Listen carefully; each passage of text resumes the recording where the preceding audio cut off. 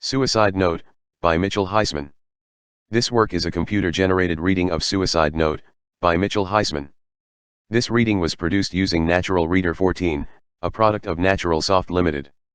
This work is free and licensed by Mitchell Heisman for copying and distribution under a Creative Commons Attribution Non-Commercial No Derivative Works 3.0 United States license. Part 1. God is Technology.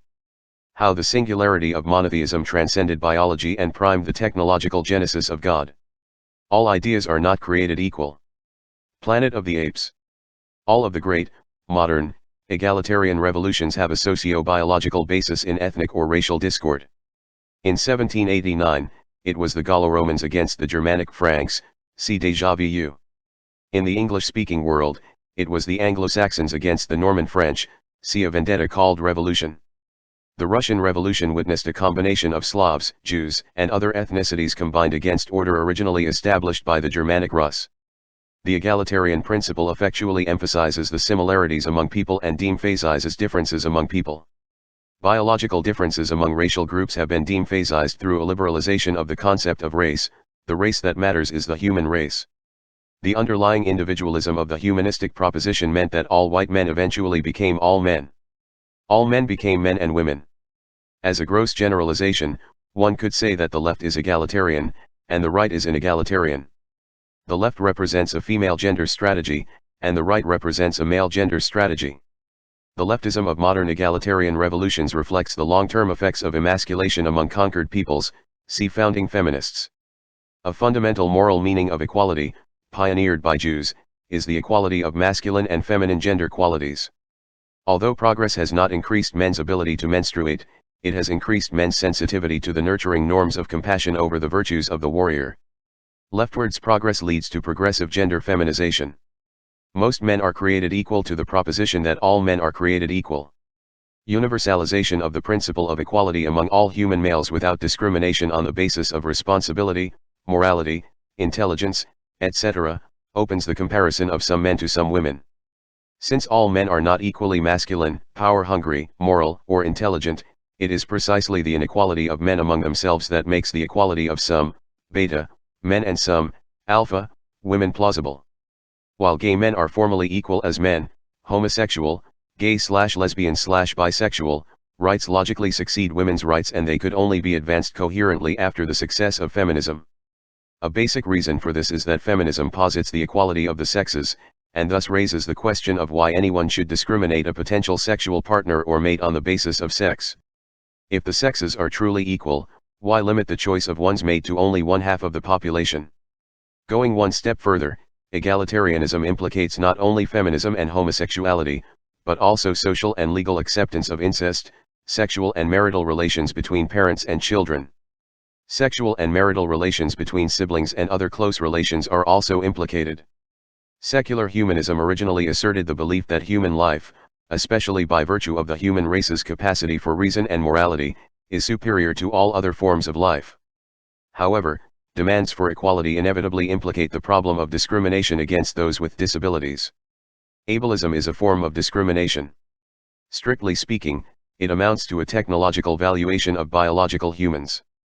Its extreme expressions are found in eugenic efforts to eliminate those of lesser capacities from the population. In the early 1970s, the United Nations passed 2 declarations defending the idea that mentally retarded persons have the same rights as other human beings. Taking this principle one step further, Christoph Anstoss, a professor of special education, argued that opposition to discrimination against intellectually disabled people is based on principles that leads to opposition to discrimination against other sentient beings, such as great apes, who are also unable to defend their own interests. Many severely mentally retarded people fail to meet the common human criteria of possessing language. If so, how can we accept that a human student is gifted with reason and conscience, when that student does not respond to any stimuli in a perceptible way and is unable to take part in communication? What is human if the severely mentally handicapped, too, are human? If we exclude these disabled humans from the status that grants human rights, painful medical experiments can be performed on them, just as they are performed on non-human animals. If we uphold the rights of these extreme human cases, then how can we defend the distinction between them and other great apes? The issue raised here is the same as the historic issue that led to democracy, abolition of slavery, women's rights, and homosexual rights. It is the issue of consistency of egalitarian principle. If the severely mentally retarded are without reason, and hence without fully human status, then perhaps their rights should be taken away and they should be treated like non-human animals legally unprotected by rights. One argument thus holds that they should not have rights because they are inferior to the basic human standard of rights. Another argument in consonance with the traditional moral impetus of rights, however, objects that precisely this inferiority makes them most vulnerable, and hence the most in need of rights. And this, in a nutshell, is why the logic of equal rights advances inevitably towards lowering standards of capacity, and including those at the ever-shifting borders of exclusion. The larger picture is a definition of what constitutes us, and the lowering of standards of capacity without limit. Humans share some 98.8% of their DNA with chimpanzees. Advocates of the Great Ape Project have thus argued, we are human, and we are also great apes. Our membership of the human species gives us a precious moral status, inclusion within the sphere of moral equality. Those within this sphere we regard as entitled to special moral protection, they have basic rights that are denied to those outside the sphere. This, they argue, is a step of true historical importance, the slow but steady widening of the scope of the Golden Rule, treat others as you would have them treat you, has now resumed its course. It is a logical extension of the principle of individual equality. Yet this issue helps raise the question of whether equality has any scientific or empirical meaning. If all men are created equal on some specific or empirically measurable basis, what precisely is that basis? And if there is an equal standard or level that gives empirical meaning to the principle of equality, why this standard, and not another? Yet the progress of equality seems to lead to the progressive inability to define the meaning of equality at all. One supporter of the inclusion of all great apes within the protections of legal rights is evolutionary biologist Richard Dawkins. Not only are we apes, he pointed out, we are African apes. Dawkins was only trying to point the finger at the automatic, unthinking nature of the speciesist double standard. To many people it is simply self-evident, without any discussion, that humans are entitled to special treatment. When Thomas Jefferson declared it self-evident that all men are created equal, it was not self-evident that he automatically included blacks and women in the group eligible for such special treatment. The dignity of the orangutan was a discovery unknown to Jefferson. But if gorillas and chimpanzees were included in the realm of the human, would they be allowed to vote or run for political office? Would affirmative action programs be required to redress historic discriminations and injustices? If one condescends to call another individual an ape, should this be considered a racist slur? And if this new egalitarianism is implemented, it raises the question of why human children do not have the same rights as adults, i.e. the right to vote, and the duty to fight in wars. Dawkins brought attention to something else. The proposal to admit great apes to the charmed circle of human privilege stands square in the discontinuous tradition. Albeit the gap has moved, the fundamental question is still which side of the gap. Advocates of the Great Ape Project noted that their proposals would still require a much more modest rearrangement of our lives than, say, the extension of equality to all mammals. Some people would like to see a much larger extension of the moral community, so that it includes a wider range of non-human animals. In Animal Liberation, 1975, Peter Singer wrote that to be humane is to go beyond humanism and end of the tyranny of human over non-human animals. This development was logically inevitable. Monotheism of egalitarian principle leads to one law, one community, and one ethic. Yet the strongest historical basis of secularized humanism stems from the biblical creationist separation of the human race from all other creations. Originally, this meant that while altruism could be directed towards the least fortunate humans, it was nonetheless understood that there was an insuperable gap between the least fit human and the fittest animal. Humanism originally assumed an apartheid, a speciesist status that is separate and superior to all non-humans. After Darwin and the cosmological frame of reference gleaned from astronomy, the provincialism of humanism was revealed as a mere prejudice towards the human race. Humanism was the universal racism hoped to bind all mankind into the unity of a singular race. It was only a more liberal form of the racism that exists between conventional human racial groups. The modern notion of egalitarian progress preceded Darwin, and the full implications of this progress looked quite different after Darwin. Just as some whites once considered blacks so racially distinct that sexual intercourse was considered bestiality, progress would now demand that the stigmatization of bestiality be deemed uncivilized altogether. Bestiality emerges as the cutting edge of civilization. Discrimination against bestiality is thus barbarism. Marriage between human animals and non-human animals should be legalized and normalized. Despised animals of all species should emerge from their hiding corners. Ugly creatures of all species unite. At some point, the collective accumulation of rights would seem to snowball into a gargantuan interspecies orgy. Heterosexual bestiality between humans and other animals would be followed by the acceptance of homosexual bestiality. The nascent gay, lesbian, transgender chimpanzee rights movement would be followed by the liberation of queer koalas and bestial butterflies. The war for equality would storm the fascistic caste socialism of the ants and smash the hive slavery of those Nazi bee bastards. Just as ants, bees, and Nazis form kinds of holistic eubarorganisms on a social level, individual multicellular organisms such as humans are holistic eubarorganisms on an individual level.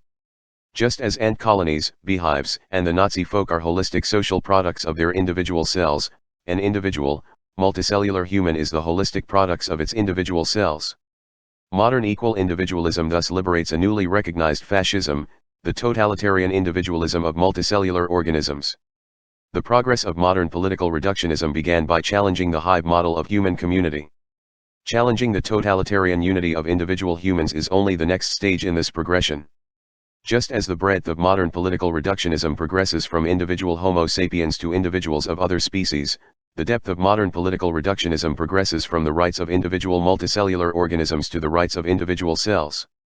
Just as the breadth of the rights of individual organisms expands the kinship circle past speciesism so that non-human animals are included, the depth of rights expands the individual circle past only multicellular individualism so that the rights of single-cell individuals are included.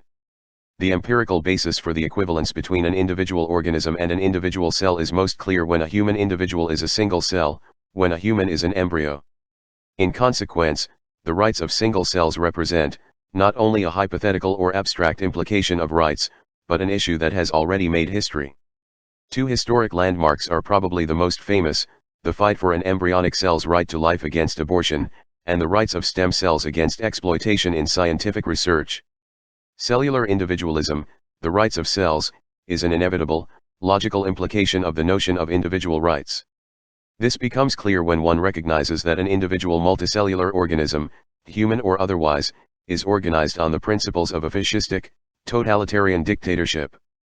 The corpse-like obedience of the neurons of the minds of Henry David Thoreau and Abbie Hoffman is what made the coherence of their arguments for civil disobedience possible. The holism of the human body is a self-serving myth perpetuated by an elitist cellular minority in the human brain to maintain control over the majority of subordinate, cellular slaves in the rest of the body. The cellular majority, the cells of the skin, the muscles, the heart, etc., are exploited and killed without conscience. The rights of individual cells are routinely crushed in the name of an ideology or myth of a larger greater good that goes by the name of I. Severely mentally retarded humans do not have distinctively human capacities for reason, and thus lack the capacity for moral reasoning.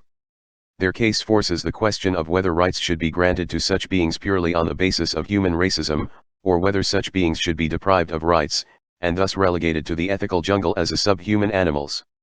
Yet if moral reasoning demands that severely mentally retarded be protected by rights because they are most vulnerable, the very same logic of moral reasoning leads to the demand for rights for small, disposable, vulnerable, individual cells. Whether an individual cell is a member of a human organism, or a lone individual bacterium, it is the cells who are both the overwhelming democratic majority on Earth, and the most in need of rights. White blood cells within an organism are the equivalent of bigoted, intolerant, fascistic soldiers who not only hate foreigners, but also kill foreigners. The foreigners are what humans commonly call disease, i.e. viruses. The evil of cancer, for example, is the evil of individual cellular freedom to reproduce, unsubordinated to the good of Big Brother. Perhaps the real disease is not the flu, the cold, or cancer, but rather, intolerance of individual cellular freedom.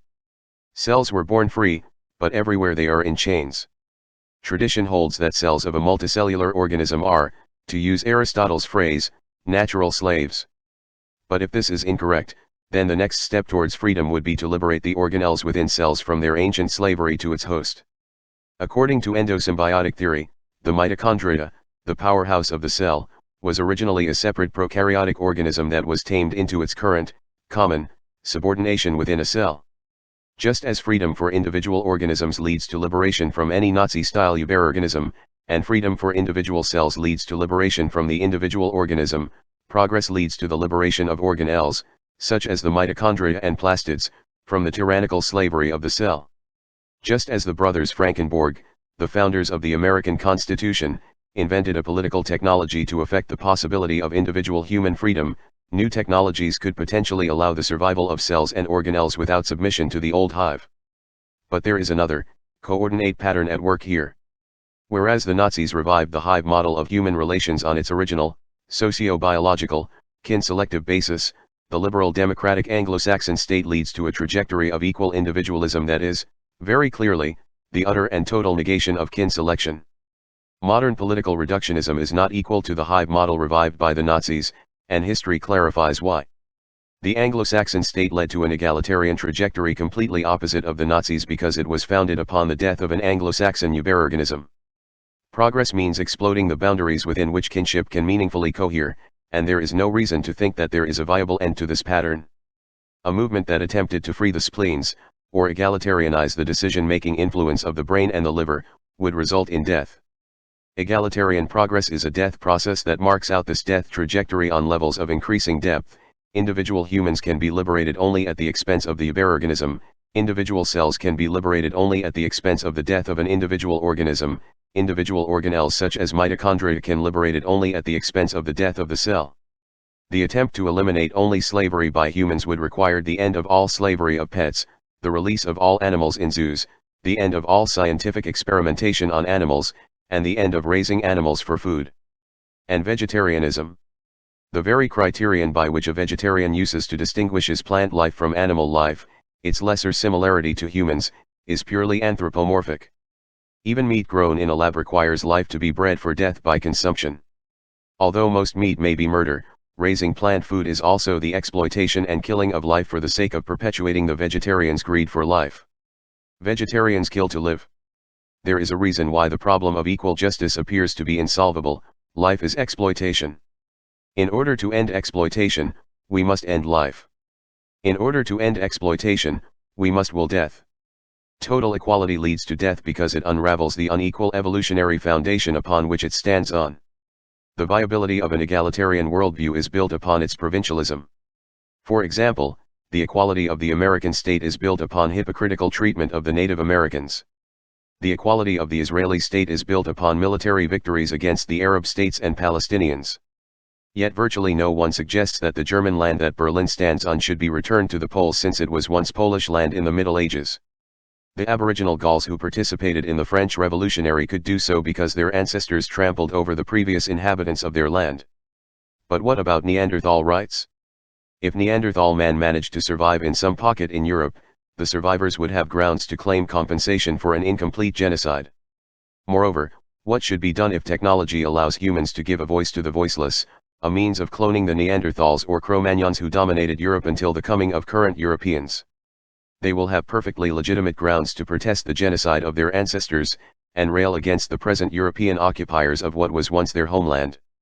If we are serious about the spread of equality and justice, perhaps we must demand that contemporary governments use technology to right this atrocious wrong and resurrect Neanderthals and Cro-Magnons from the genocidal rampages that victimized them. Cloning could be used to help them regain their numbers. Reservations of land could be set aside as due compensation. Ultimately, however, justice demands that they retake all of the lands they once occupied. Over 99% of all species that have ever existed are extinct. We owe our very lives to this silent majority of extinct ancestors.